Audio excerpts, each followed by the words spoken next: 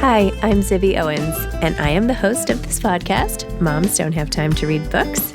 I am also a newly minted USA Today best-selling author of the novel Blank. I've created a whole community of book lovers around this podcast, a publishing company, reading retreats, a bookstore, and more. Learn more at zibbymedia.com or follow me on social at Zibby Owens or join the community at Zibby Readers.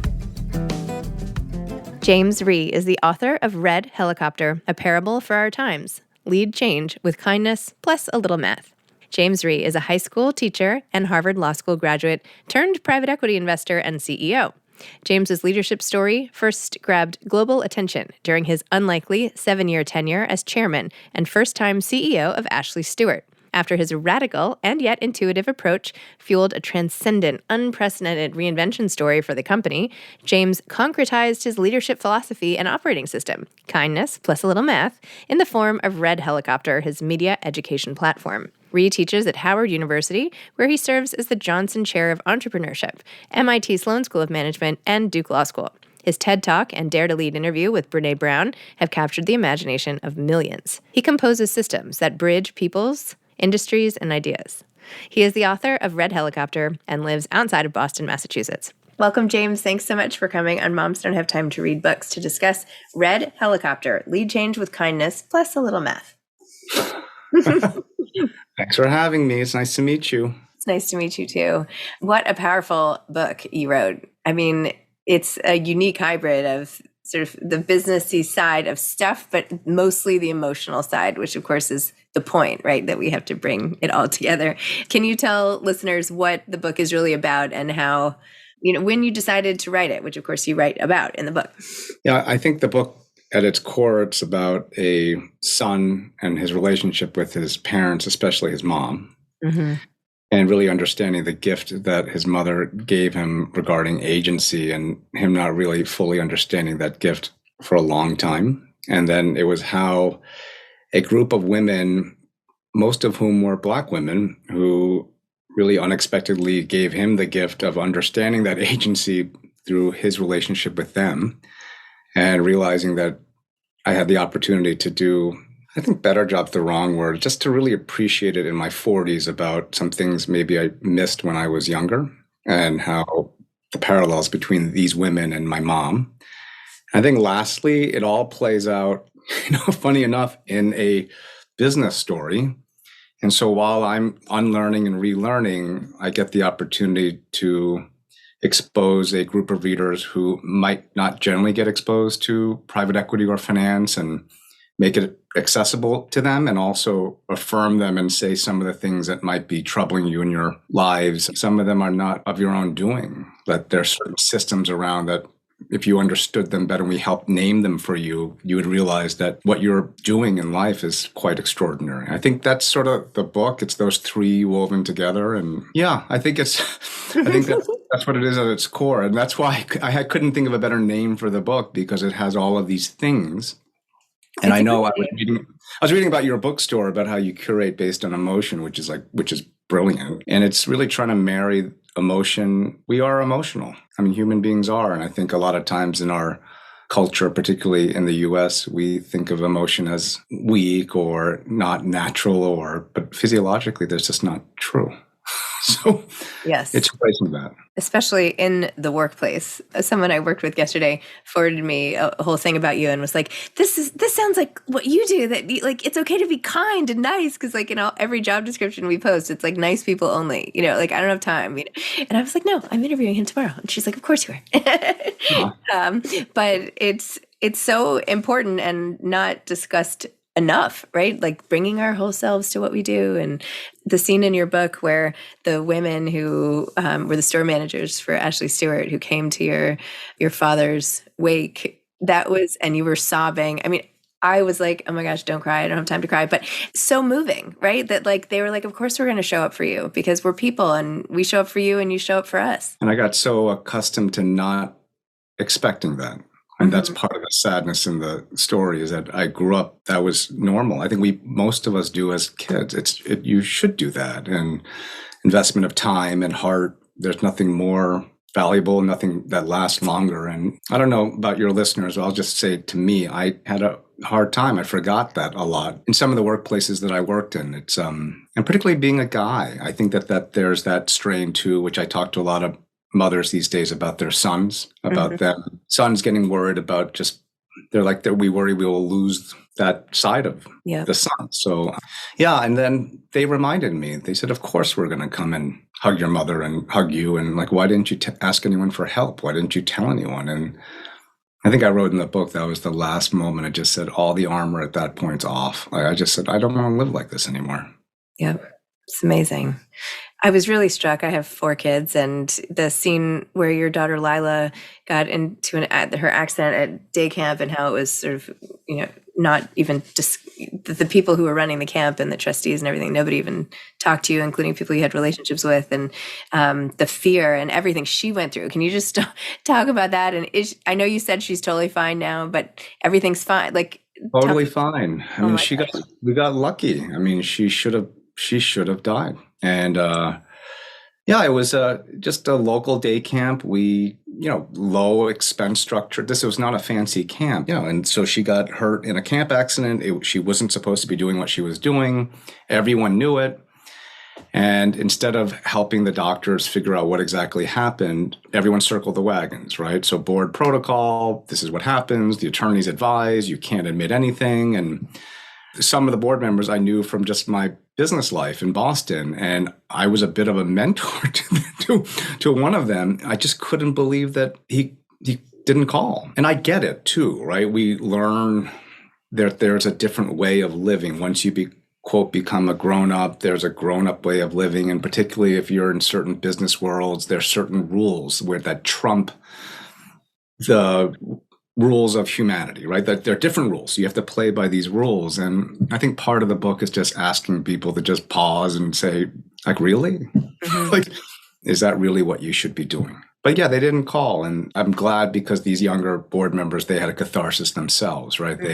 They realized that they just sort of came to grips with their own cognitive dissonance and saying, I would never act like this. Like, why am I acting like this? And there's so many behavioral primes that are hidden and ingrained in our just norms and laws and systems and mores. And I hope the book does a decent job just sort of showing that to a lot of people who, again, they tend to blame themselves. They don't know. And I'm saying, if once we name them, is there an ability to maybe just adjust our behavior modestly?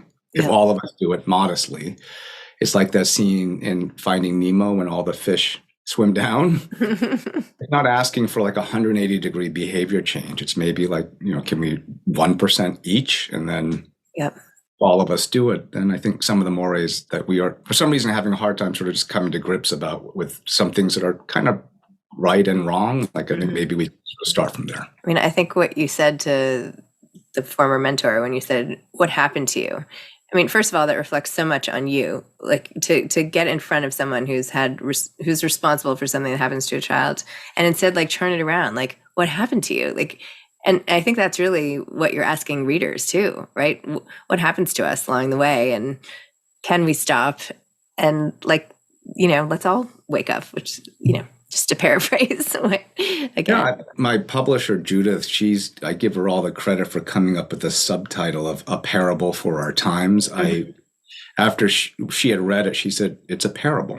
I said, exactly. I said, yes, it is a parable. It's a lot of interlocking stories. It's, in musical terms, I tried to write a fugue. It's like a lot of repeating circles and stories, like repeat and over again.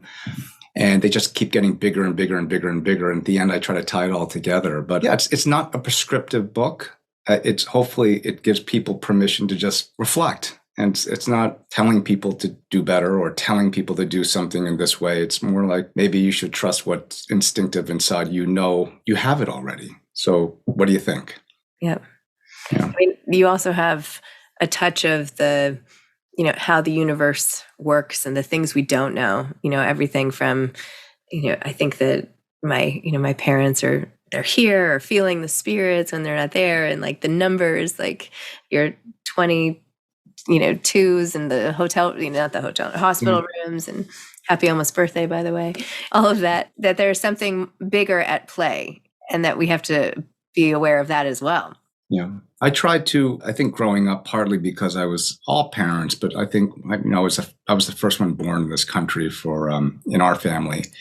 I think there was a little bit of an extra emphasis on figuring it out, learning the system, assimilating, like it's really learning the rules. Mm-hmm. My parents really couldn't help me. And I think when you grow up like that, sometimes it creates a desire to over control, over prescribe, and that I have to do these things, these paths. And yeah, I don't know if I was particularly happy actually doing that. Mm-hmm. And during my 40s, which is the time period this book centers around, I realized again, it's like, just not being in control and letting things be, serendipity is beautiful, and just letting things unfold. That agency actually entails surrender. And I couldn't say that 10 years ago, but now I can. I understand what that oxymoron means, that yep, you just have to let go, and let go with a soft hand on a little bit, but you have to let go and let it flow. So I learned that this past decade also. Actually, my husband was switching careers, and I was like, okay, well, how are you going to get a job, in entertainment? And he was like, it's all just going to unfold organically. And I was like, no, it's not. Like, that's not, I'm like, this and the resume and the schools and like, that's not how it works. And he's like, that's how it works for me. And I've kind of adopted that. And I'm like, you're right. Like when you let it work like that, it actually can. And people are like, look at the path that you led. When you look on your website and all the things that you're involved with, you couldn't possibly have planned all that from day one. No, I know. Thank you for researching that, by the way. That's really kind of you to do. You wrote really beautifully about your wife. I feel like she becomes a big character in the story, and, everything from the beginning through to your in-laws to, different things that she does at different times. And you're really just huge respect for her. How was she in the writing of this book? And were you just talk about making someone you love into a character? Yes. So I think like other authors, I'm a first-time author. I underestimated how hard this process was. It was really hard. I think I publicly excoriated myself. I think it was on like Brené's podcast and saying, I don't think I can do this. I just can't. But she tolerated my insecurities during a lot of this writing. My wife is the CEO of a cure Alzheimer's. So she is the scientist, like empiricist in our relationship. So it's funny, like in other relationships I have, I am the math rational person. In our relationship, I'm the creative. And I have that side of me, and it took me a long time to realize that. But yeah, I'm the creative that wears his heart on his sleeves and says, oh, I can't do this. I got to go play my guitar, and like I can't write anymore. And she was very patient. And looking back, there were times I would not have been as patient with me as she was. So, and there were times she said it. She's like, you're annoying me right now. But she was just a real thought partner. She's a great writer. And I also wanted her to really read it from my children's perspective too. Mm-hmm. I do speak about my children. I wanted to make sure there was nothing in it that would be longitudinally like bad for them, embarrassing for them, that like Daddy wouldn't embarrass them. Mm-hmm. Yeah, she's been a rock for me our entire life. I mean, it's I am my best self with her. Oh, that's so nice. I want to be that. Like we all have not great parts of us. I want her to be proud of me. And that feeling, that sort of motivation, that's one of the few times I've had that in a relationship. And I was like, we should get married. Yeah. So maybe I should keep this part going. This must be good. This is hard to find those people in your life, that you really don't want to disappoint them, and you really want to be better. And the book is all about those people, right? It's about yes, 100%. All the people who made me better. Yeah. I mean, when you talk about Ashley Stewart and going in and like, it's like a case study, right? I went to business school. It's like, what happens with this case? Like, where do you start, and why was it verging on bankruptcy? And then, the chemisols in the back room, and trying to like piece it all together. How did a company with a fan base, right, and a loyal audience get into this situation? When you were tying together this explorations or the deep dive into the company.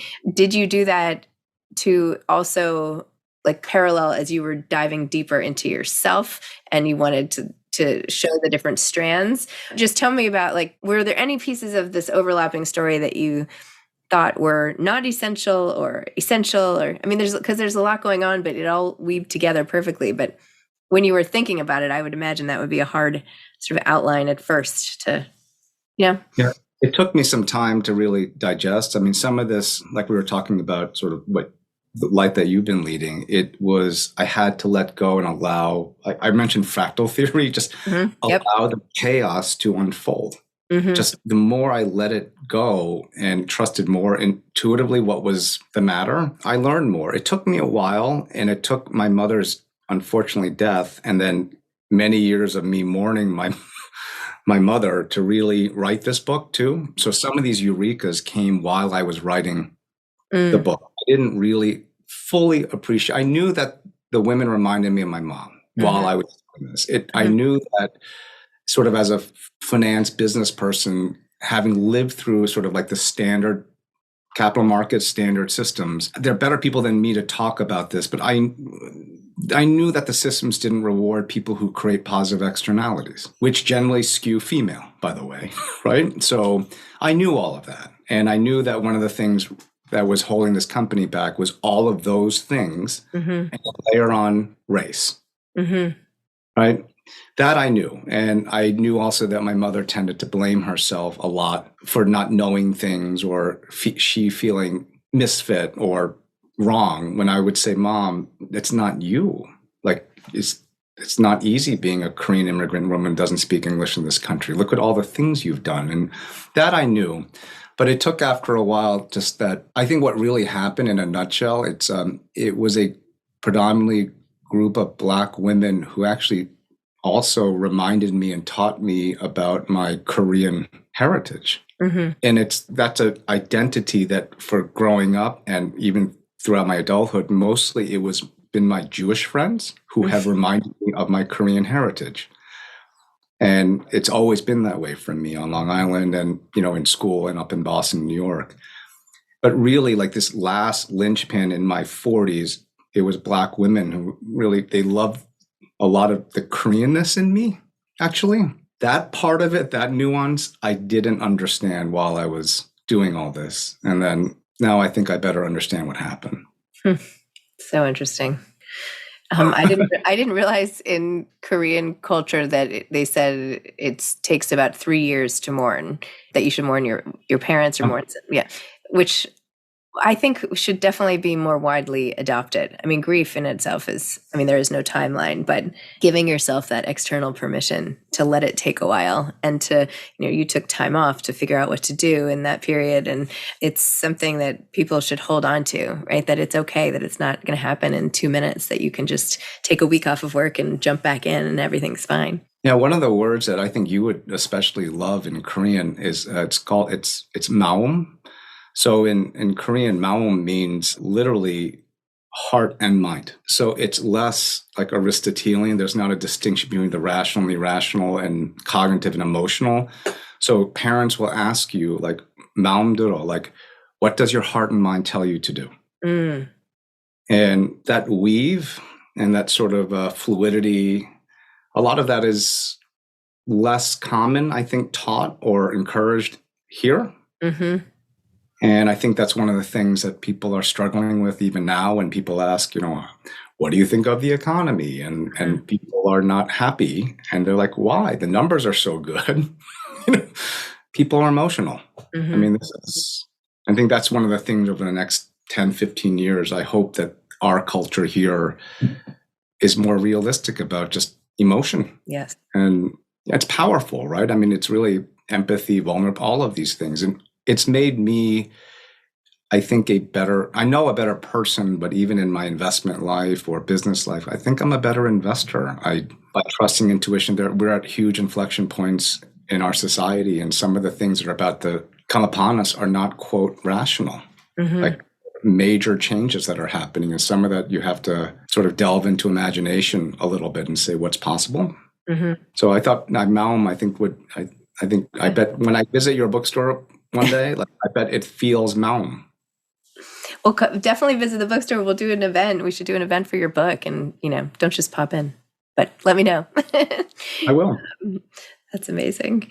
When you're not, working on where are you going after this? You're now a TEDx speaker. You have this fabulous new book. Like you can become this guru, right? With like guiding life's paths and thought leadership, blah, blah, blah. Is this what you want? Like, because there's so much time in the book where you spend trying to think of it. It's like so meta. You're thinking about what you want to do and, judging what you want and like where do you want to go? I love that question. I think for lots of my life, I was doing things not that I wanted to do, that it was sort of that I was supposed to do. And I kept struggling, right? I went and taught high school and then I did this and I was fighting myself. Yeah, what I'm envisioning is this, and I'll use less business talk and like business model, just more of a life. I want to put my life at precedent, like at a premium. So I'm living my life. It's the life I want to lead. It's the legacy I want to leave, not from a business standpoint, but my relationships. I want to really center my family, like real friends, make new friends. So I'm looking at the next 30 years of my life as if I were 22 again. So from 22 to 52, like I was so awful at so many things at 22. And then by the time I was 52, hey, like pretty decent at a few things. So I'm doing things that I'm terrible at 52. And maybe when I'm 82, like I'll be pretty good at it. And so I want to live like that. I think I'll keep my brain fresh. And then the second thing, what Red Helicopter is, it's hard to describe. It is goodwill. It is Chung. It is this brand. Like I know how to build brands too as an investor. Yep. It's a brand and a physical object that I hope people will say all the things that I want for my children, all the things that could be slightly better. Maybe it's too complicated to talk about and people are having a hard time speaking right now. But if they see a red helicopter, we can be that. Mm-hmm. It's like a branded philosophy almost, a branded operating system. And so with an operating system, there's a community around it, and about building communities, and it creates new orthogonal like relationships. I teach at Howard, MIT, and Duke.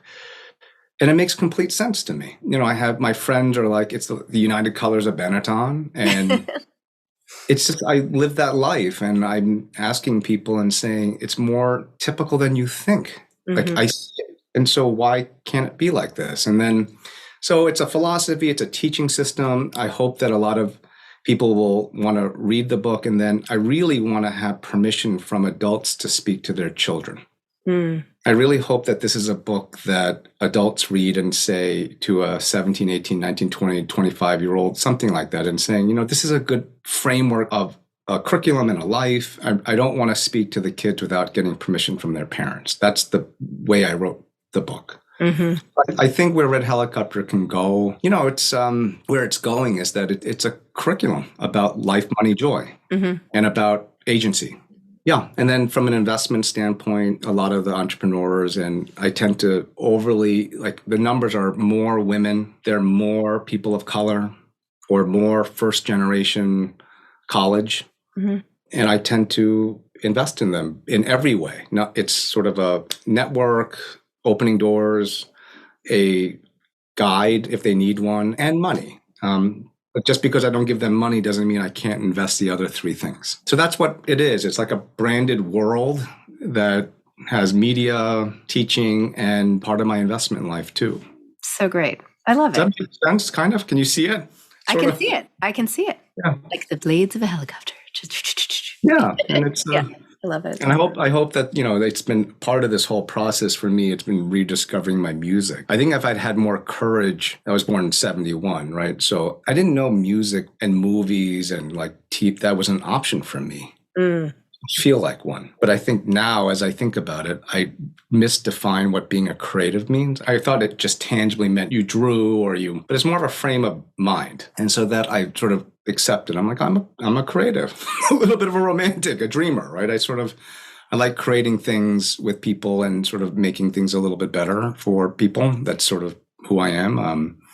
So yeah, I'm enjoying that side of it. So the music's been a really important part of me. Like this book is actually written, it's a musical. Yes, you wrote that in the... It's written in E flat major, actually. I remember meeting the Harper One team and saying, I think I would like to write a fugue in E flat major. And they very politely looked at me and said, it's structured as a musical piece, and there's 3 movements, and and so we compose music and arrange music with it. We'll release it too, and so that's a lot of the projects I'm working on right now. Is can I help people learn kindness and math together, and then the way to deliver it is through art. Because art forces you to use both sides. And it's making sense to me now. I'm like, this is why I have to convey it through music. And I'm commissioning some art pieces to draw what the music and the book are.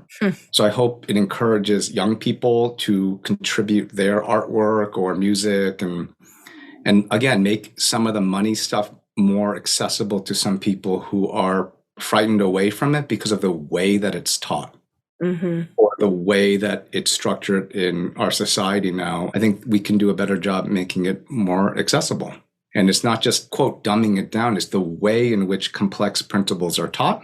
I think we can do a better job. Okay. Well, it's really exciting and original and needed. So I'm a huge fan. Congratulations. And the book itself is really wonderful. And especially the relationship with parents and grief and appreciating where you come from and all of that. It's very poignant and moving. So thank you. And I look forward to March 1st. Oh.